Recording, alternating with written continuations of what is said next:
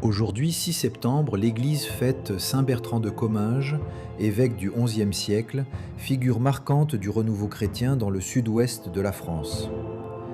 Bertrand naît vers l'an 1050 dans une famille noble du Comminges, au pied des Pyrénées.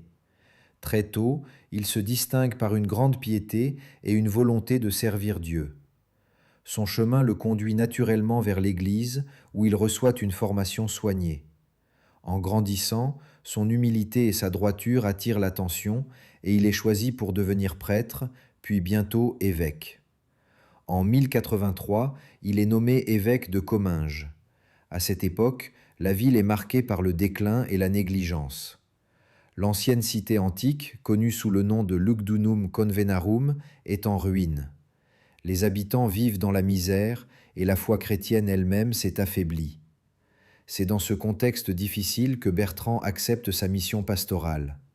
Très vite, il entreprend de rebâtir la cité et de redonner vie à la communauté chrétienne. Son premier grand projet est la construction d'une nouvelle cathédrale. Il choisit d'édifier un sanctuaire digne de la gloire de Dieu sur l'emplacement même des ruines. Avec courage, il mobilise les fidèles, appelle à la générosité et fait venir des artisans qualifiés.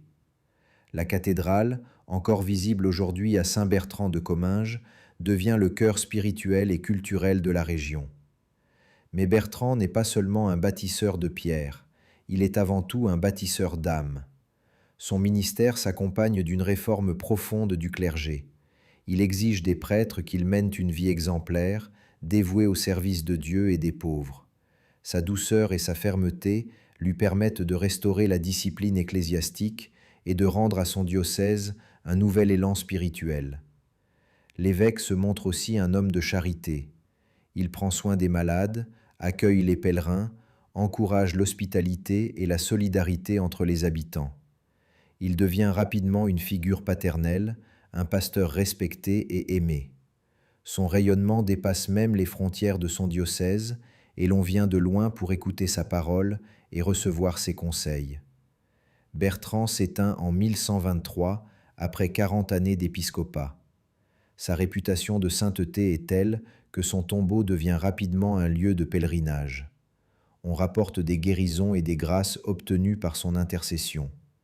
En 1218, le pape Calixte III reconnaît officiellement son culte et Bertrand est canonisé. Aujourd'hui encore, la ville de Saint-Bertrand de Comminges porte son nom en mémoire de son œuvre. Sa majestueuse cathédrale, perchée au-dessus de la vallée de la Garonne, témoigne de la foi et de la vision de celui qui sut transformer une cité en ruine en un haut lieu de prière et de beauté. Prions avec saint Bertrand pour recevoir la force de rebâtir, dans nos vies et dans nos sociétés, ce qui a pu s'effondrer. Qu'il nous aide à être, à notre tour, des artisans de paix, de charité et de foi vivante.